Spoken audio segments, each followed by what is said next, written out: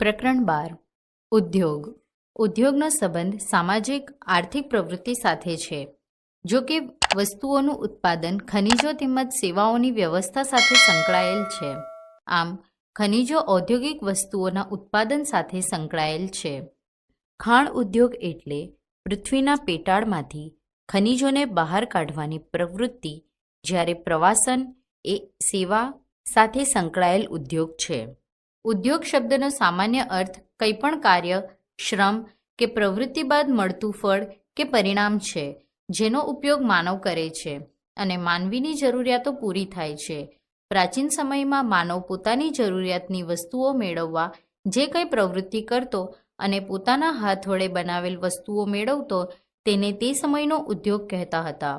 પરંતુ જેમ માનવીની જરૂરિયાતો વધવા લાગી તેમ જરૂરિયાતોને પહોંચી વળવા વિવિધ યંત્રોનો ઉપયોગ થવા માંડ્યો. ત્યારથી ઉદ્યોગનો અર્થ ધીમે ધીમે વિશાળ બન્યો. આમ વર્તમાન સમયમાં ઉદ્યોગ શબ્દ સાંભળતા આપણને યંત્રોનો અનુબંધ થાય છે. ઉદ્યોગ શબ્દ 3 પ્રકારની પ્રવૃત્તિઓને સમાવી લે છે. નંબર 1, કાચો માલ એકઠો કરવો. નંબર 2, ઉત્પાદનનું સ્વરૂપ બદલી ઉપયોગમાં વધારો કરવો. નંબર 3, તૈયાર થયેલ ઉત્પાદનને બજાર કે ગ્રાહક સુધી પહોંચાડવો. આમ ઉદ્યોગની વ્યાખ્યા આ પ્રમાણે આપી શકાય: કોઈપણ કાચા માલનું યાંત્રિક સહાય દ્વારા સ્વરૂપ બદલીને તેની ઉપયોગિતામાં વધારો કરનાર પ્રવૃત્તિને ઔદ્યોગિક ઉત્પાદન અથવા ઉદ્યોગ કહેવામાં આવે છે. ઉદ્યોગોનું વર્ગીકરણ: કુદરતી સંસાધન આધારિત ઉદ્યોગ, પશુપાલન, ડેરી ઉદ્યોગ, માંસ ઉદ્યોગ, ઊન ઉદ્યોગ, મત્સ્ય ઉદ્યોગ, જંગલ ઉદ્યોગ, સંવર્ધન ઉદ્યોગ, મરઘા બતકા સંવર્ધન, રેશમના કીડા સંવર્ધન, મધમાખી સંવર્ધન વગેરે. કાચા માલના આધારે: કાચા માલના સ્ત્રોત પર આધારિત ઉદ્યોગોનું વર્ગીકરણ આ મુજબ છે. નંબર 1, કૃષિ આધારિત ઉદ્યોગ, જેમાં કાચો માલ કૃષિમાંથી પ્રાપ્ત થાય છે. ખાદ્ય ઉદ્યોગ, સુતરાઉ અને શણના કાપડ ઉદ્યોગ, વનસ્પતિ તેલ ઉદ્યોગ એવા ઉદાહરણ છે જે ખેત પેદાશો પર આધારિત છે. નંબર 2, પશુ આધારિત ઉદ્યોગ, જેમાં દૂધ અને તેની બનાવટોનું ઉત્પાદન માટે માંસ ઉદ્યોગ તેમજ ચર્મ ઉદ્યોગનો સમાવેશ થાય છે. નંબર 3, સમુદ્ર આધારિત ઉદ્યોગ, મત્સ્ય પ્રસંસ્કરણ ઉદ્યોગ તેમજ મહાસાગરમાંથી પ્રાપ્ત ખનિજોનો ઉપયોગ આ ઉદ્યોગમાં થાય છે. નંબર 4, વન આધારિત ઉદ્યોગ, કાગળ ઉદ્યોગ, લુગદી, ઔષધ, ફર્નિચર અને મકાન નિર્માણ વગેરે. નંબર 5, ખનિજ આધારિત ઉદ્યોગ, લોખંડ પોલાદ ઉદ્યોગ, સિમેન્ટ ઉદ્યોગ તથા રસાયણ ઉદ્યોગ વગેરે. માલિકીના આધારે: માલિકીના આધાર પર ઉદ્યોગોને આ પ્રમાણે વિભાજિત કરી શકાય. નંબર 1, સાર્વજનિક ક્ષેત્ર, એવા ઉદ્યોગ કે જેની માલિકી સરકારની હોય છે, જેનું સંચાલન સરકાર કરે છે, જેમ કે એરોનોટિકલ લિમિટેડ અને steel authority of India. Number 2, ખાનગી ક્ષેત્ર, આ ઉદ્યોગ વ્યક્તિ અથવા વ્યક્તિના સમૂહ દ્વારા ચલાવાય છે, જેમ કે ટિસ્કો અને રિલાયન્સ. નંબર 3, સહકારી ક્ષેત્ર, આવા ઉદ્યોગ કાચા માલના ઉત્પાદકો, કામદારો અથવા બંનેના અધિકારમાં હોય છે અને તેના દ્વારા જ ચલાવવામાં આવે છે. અમૂલ એટલે કે આણંદ મિલ્ક યુનિયન લિમિટેડ અને મધર ડેરી સહકારી પ્રવૃત્તિઓના ઉત્તમ ઉદાહરણ છે. નંબર 4, સંયુક્ત ક્ષેત્ર, તેની માલિકી સરકાર અને વ્યક્તિ અથવા વ્યક્તિઓના સમૂહની હોય છે. મારુતિ લિમિટેડ સંયુક્ત ક્ષેત્રના ઉદ્યોગનું એક ઉદાહરણ છે. ઉદ્યોગોના સ્થાનીકરણ પર અસર કરનાર પરિબળો: ઉદ્યોગોના સ્થાનને અસર કરનારા પરિબળો આ મુજબ છે: કાચા માલની ઉપલબ્ધતા, ભૂમિ, જળ, શ્રમ, ઉર્જા, મૂડી, પરિવહન અને બજાર. ઉદ્યોગ એવા સ્થળો પર કેન્દ્રિત થાય છે જ્યાં આમાંથી કેટલાક અથવા આ બધા પરિબળો સરળતાથી ઉપલબ્ધ બને.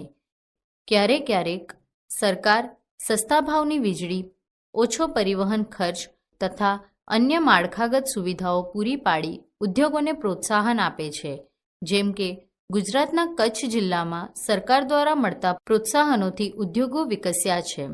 આ જ કારણથી આર્થિક રીતે પછાત વિસ્તારોમાં પણ ઉદ્યોગની સ્થાપના થાય છે. ઔદ્યોગિકીકરણથી શહેરો અને નગરોનો વિકાસ અને વૃદ્ધિ થાય છે. ઔદ્યોગિક પ્રદેશ. પ્રદેશનો વિકાસ ત્યારે થાય છે જ્યારે અનેક પ્રકારના ઉદ્યોગ એકબીજાની નજીક આવેલ હોય છે અને તે પોતાની નિકટતાનો લાભ એકબીજા સાથે વહેંચી શકે છે. વિશ્વના મુખ્ય ઔદ્યોગિક પ્રદેશો તરીકે પૂર્વોત્તર અમેરિકા, પશ્ચિમ અને મધ્ય યુરોપ અને પૂર્વ એશિયા છે. આ ઔદ્યોગિક પ્રદેશો મોટે ભાગે સમશીતોષ્ણ કટિબંધ ક્ષેત્રો, દરિયાઈ બંદરોની નજીક અને ખાસ કરીને કોલસા ક્ષેત્રોની નજીક આવેલ હોય છે. ભારતમાં અનેક ઔદ્યોગિક પ્રદેશ છે, જેમ કે મુંબઈ પુણે સમૂહ, બેંગલુરુ, તમિલનાડુ પ્રદેશ, હુગલી પ્રદેશ, અમદાવાદ વડોદરા પ્રદેશ, છોટા નાગપુર ઔદ્યોગિક પ્રદેશ, વિશાખાપટ્ટનમ ગુંટુર ઔદ્યોગિક પ્રદેશ, ગુડગાંવ દિલ્હી મેરઠ ઔદ્યોગિક પ્રદેશ અને કોલ્લમ થિરુવનંતપુરમ ઔદ્યોગિક પ્રદેશ વગેરે મુખ્ય ગણાવી શકાય. મુખ્ય ઉદ્યોગોનું વિતરણ. વિશ્વના મુખ્ય ઉદ્યોગોમાં લોખંડ પોલાદ ઉદ્યોગ, સુતરાઉ કાપડ ઉદ્યોગ, ઇલેક્ટ્રોનિક્સ ઉદ્યોગ અને ઇન્ફોર્મેશન ટેકનોલોજી એટલે કે આઈટી છે. લોખંડ પોલાદ ઉદ્યોગ અને સુતરાઉ કાપડ ઉદ્યોગ ખૂબ જૂના ઉદ્યોગ છે, જ્યારે માહિતી તકનીકી ઉદ્યોગ એટલે કે આઈટી એક નવા પ્રકારનો વિકસિત ઉદ્યોગ છે. લોખંડ પોલાદ ઉદ્યોગ જર્મની, સંયુક્ત રાજ્ય અમેરિકા, ચીન, જાપાન અને રશિયામાં આવેલ છે. કાપડ ઉદ્યોગ ભારત, હોંગકોંગ, દક્ષિણ કોરિયા, જાપાન અને તાઇવાનમાં કેન્દ્રિત છે. ઇન્ફોર્મેશન ટેકનોલોજી ઉદ્યોગના મુખ્ય કેન્દ્ર મધ્યવર્તી કેલિફોર્નિયાના સિલિકોન વેલી અને ભારતના બેંગલુરુ પ્રદેશ છે. લોખંડ પોલાદ ઉદ્યોગ. લોખંડ પોલાદ ઉદ્યોગમાં પણ ખૂબ મોટા પાયે મૂડીરોકાણ જરૂરી છે. આ એક પોષક ઉદ્યોગ છે, જેના ઉત્પાદન અન્ય ઉદ્યોગો માટે કાચો માલ તરીકે ઉપયોગમાં લેવાય છે. આ ઉદ્યોગ માટે રોકાણ તરીકે શ્રમ, મૂડી, સ્થાન અને અન્ય માળખાગત સુવિધાઓની સાથે સાથે લોહ, અયસ્ક, કોલસા અને ચૂનાના પથ્થરનો કાચો માલ તરીકે સમાવેશ થાય છે. લોહ અયસ્કથી પોલાદ નિર્માણની પ્રક્રિયામાં અનેક તબક્કાઓનો સમાવેશ થાય છે. આ કાચા માલને ભઠ્ઠીમાં રાખી ઉગાડવામાં આવે છે. ત્યારબાદ તે શુદ્ધ થાય છે. પ્રાપ્ત ઉત્પાદન પોલાદ બને છે, જે અન્ય ઉદ્યોગોમાં કાચો માલ સ્વરૂપે ઉપયોગમાં લઈ શકાય છે. પોલાદ નક્કર હોય છે અને તેને કાપી અને આકાર આપી શકાય છે અથવા તેમાંથી તાર બનાવી શકાય છે. એલ્યુમિનિયમ, નિકલ, તાંબુ જેવી અન્ય ધાતુઓને થોડા પ્રમાણમાં પોલાદમાં ભેળવી તેની મિશ્ર ધાતુઓ બનાવી શકાય છે. મિશ્ર ધાતુ પોલાદને ખૂબ સખત, મજબૂત અને પ્રતિરોધક ક્ષમતા પૂરી પાડે છે. પોલાદ મોટા ભાગે આધુનિક ઉદ્યોગોની કરોડરજ્જુ કહેવાય છે. લગભગ તમામ વસ્તુઓ કે જેનો આપણે ઉપયોગ કરીએ છીએ તે લોખંડ કે પોલાદમાંથી બને છે. વાહનો, રેલગાડી, ટ્રક અને બંદર નિર્માણમાં મોટે ભાગે પોલાદનો ઉપયોગ થાય છે. આમ વિશાળકાય યંત્રોથી માંડી સોય સુધી તેનો ઉપયોગ આપણે કરીએ છીએ. તેલના કૂવાઓનું પોલાદથી બનેલ મશીનો દ્વારા સારકામ કરવામાં આવે છે. પોલાદની પાઇપલાઇનથી તેલનું પરિવહન કરવામાં આવે છે. ખનિજોનું ખોદકામ સ્ટીલના ઉપકરણોથી થાય છે. ખેતીના ઓજારો મોટે ભાગે સ્ટીલમાંથી બને છે. વિશાળ મકાનોનું માળખું સ્ટીલનું બનાવવામાં આવે છે. ભારતમાં લોખંડ પોલાદ ઉદ્યોગ કાચો માલ, સસ્તા મજૂર, પરિવહન અને બજારનો લાભ મેળવી ખૂબ વિકસિત થયો છે.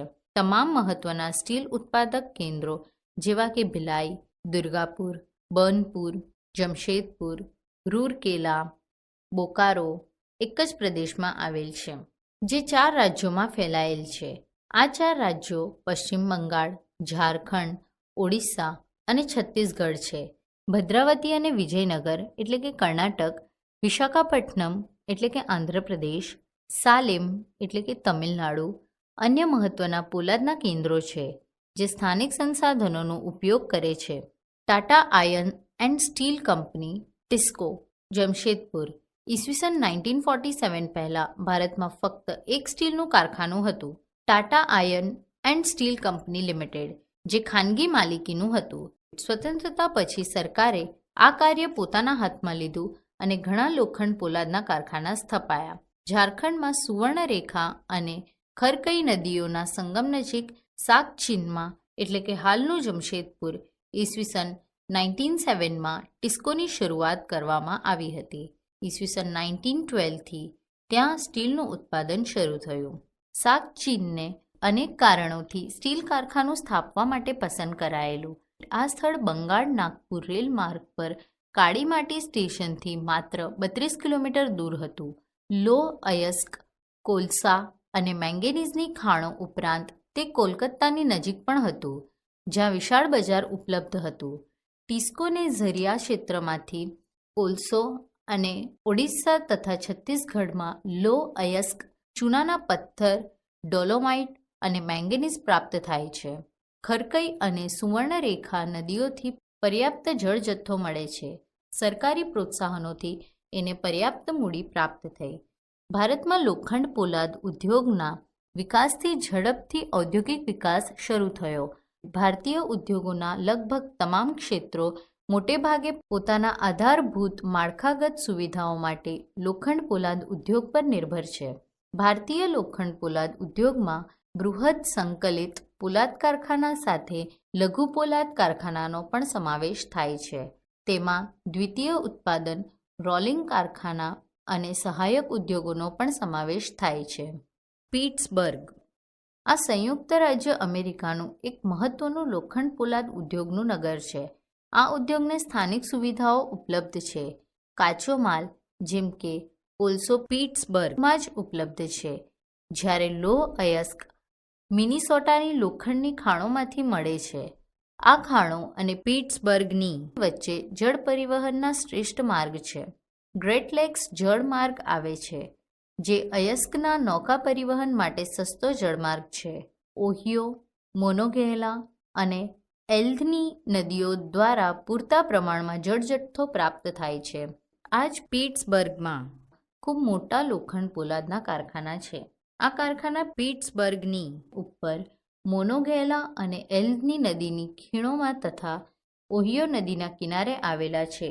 શુદ્ધ પોલાદ અહીંથી જમીન અને જળ એમ બંને માર્ગો દ્વારા બજારમાં મોકલવામાં આવે છે.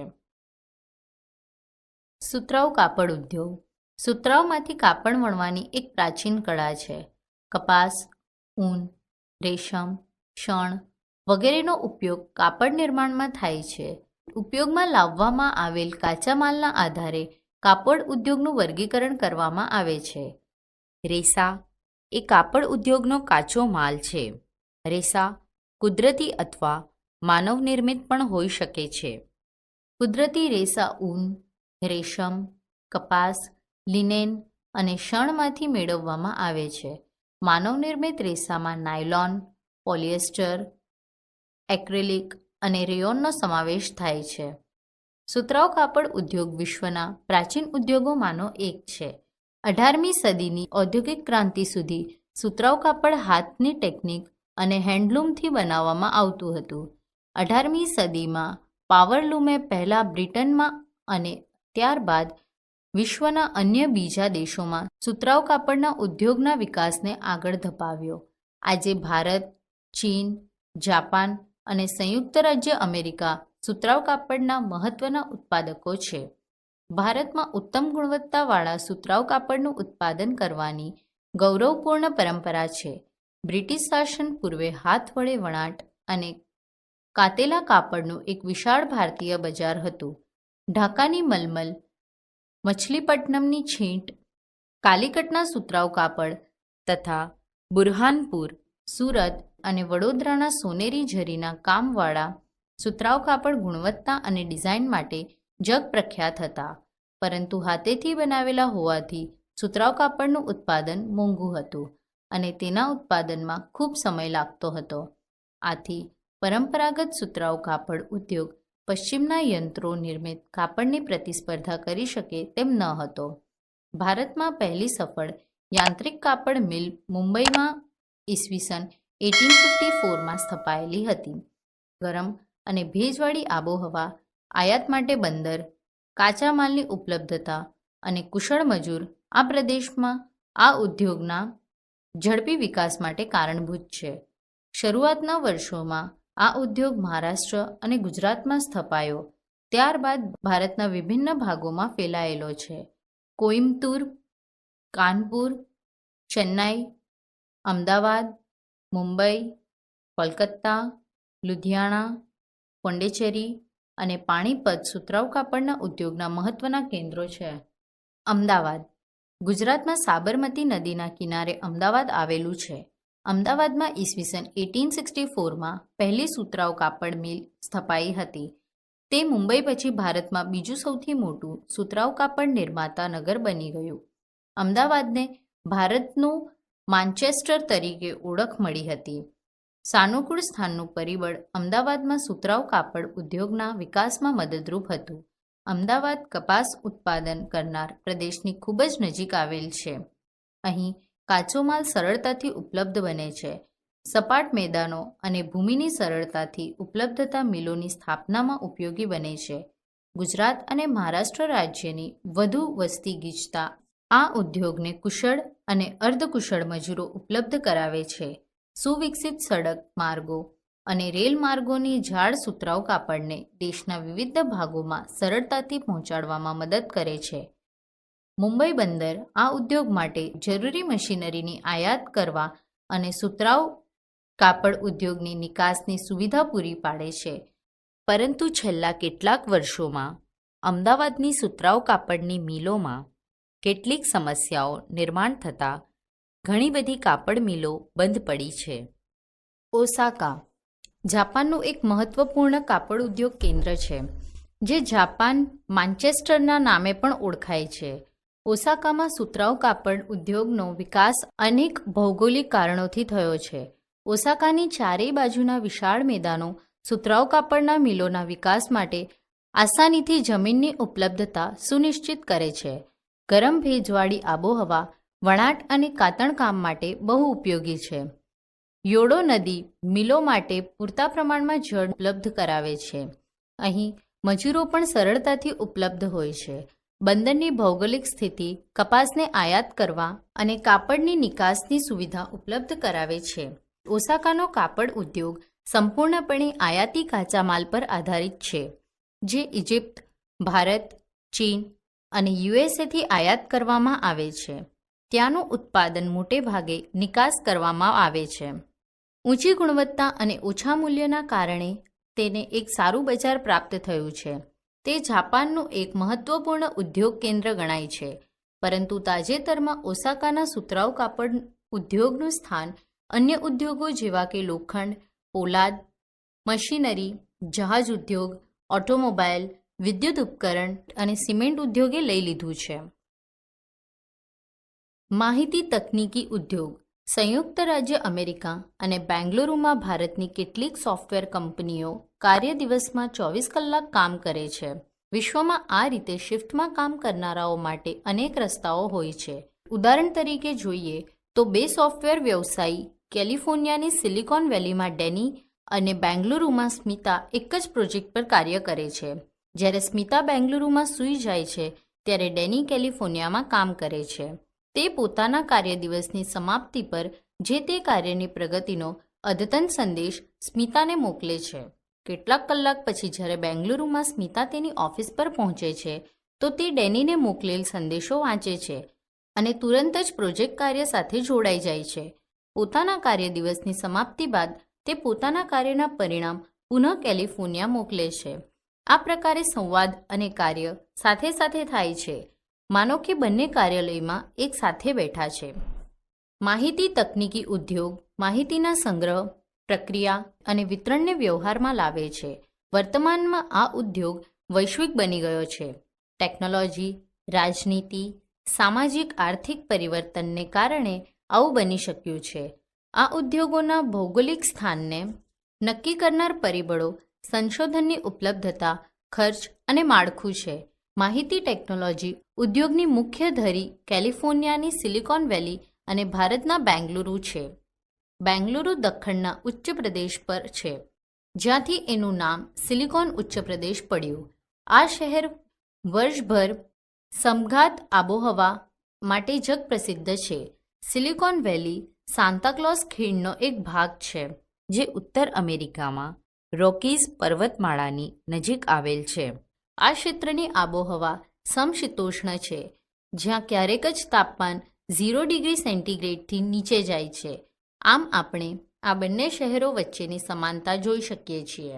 ભારતના મહાનગરીય કેન્દ્રમાં અન્ય ઉભરતા માહિતી ટેકનોલોજીના કેન્દ્રોમાં મુંબઈ, નવી દિલ્હી, હૈદરાબાદ અને ચેન્નઈનો સમાવેશ થાય છે.